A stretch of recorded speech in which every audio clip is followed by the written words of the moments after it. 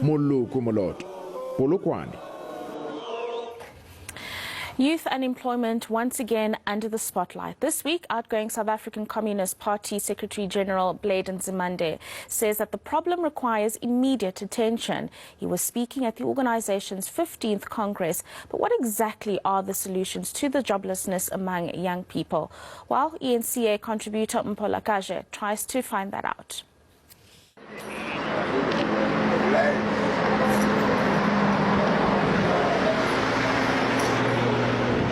We do have the papers. It's not like we are not willing to do the work. We are.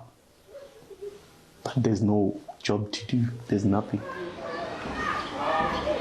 Benjamin Letsoalo is 25 years old with a degree in public management and governance from the University of Johannesburg.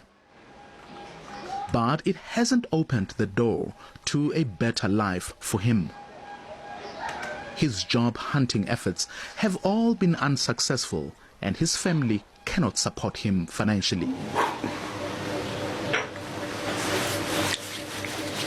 Disillusioned and desperate, he has taken up massaging to make ends meet.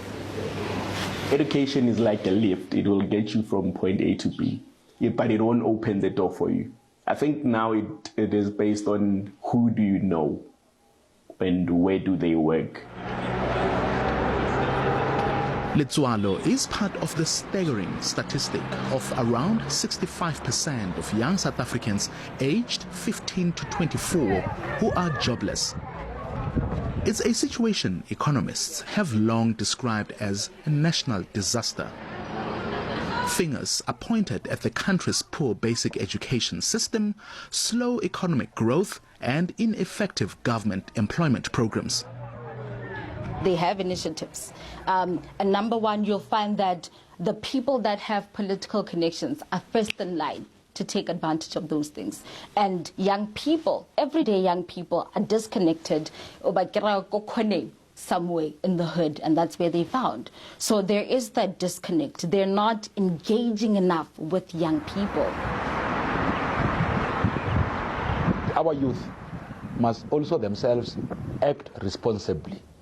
When government does an imbizo, the president does a presidential imbizo in Mafikeng, and young people are called there, they need to go to that imbizo, understand what their government is doing, and then deposit their own ideas. We have a weak state. We also have a corrupt state. Sometimes it's both, incompetence and corruption. And I think a lot of people in government at all levels are much more interested in how they get rich than how they help the country become a better place for everybody. Suggested solutions seem straightforward, but require comprehensive commitment from various sectors. Fix basic education, create more basic skills training opportunities, and incorporate more workplace experience into formal higher education curricula. And at the crux, address national economic growth as a matter of urgency. We need much faster growth, and it means we have to make the hard choices on how to get faster growth. We need that growth to be more labor intensive. Universities produce about 220,000 graduates a year, so it's a very significant number. And unless the economy is like growing and continues to absorb graduates, we are deeply concerned that if that doesn't happen, that might lead to graduate unemployment. If the economy in and of itself, in its picture, does not show the image of young people in it, if you as a young person don't see yourself, whether it's through value systems or anything, you don't see yourself in the economy, and then you become an irritant in that particular environment.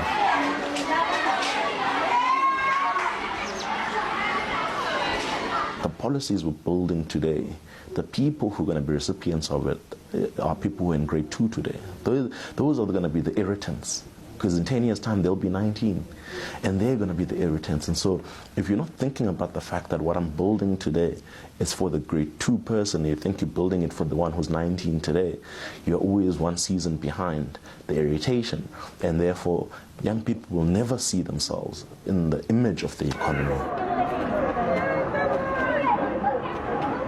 Many young job seekers today are the first in their families to graduate from university. They carry the expectation of lifting entire households out of poverty. But they are becoming increasingly disillusioned, leading to growing concern about the huge toll this is placing on young people's mental health. Right now I'm stuck and I don't know which ways or what to do, which way to go or what to do. I really don't know. It's frustrating sometimes. Sometimes you just want to be alone and think. And the moment you are alone and you start thinking a lot, you get depressed. Paula Gaje, Johannesburg.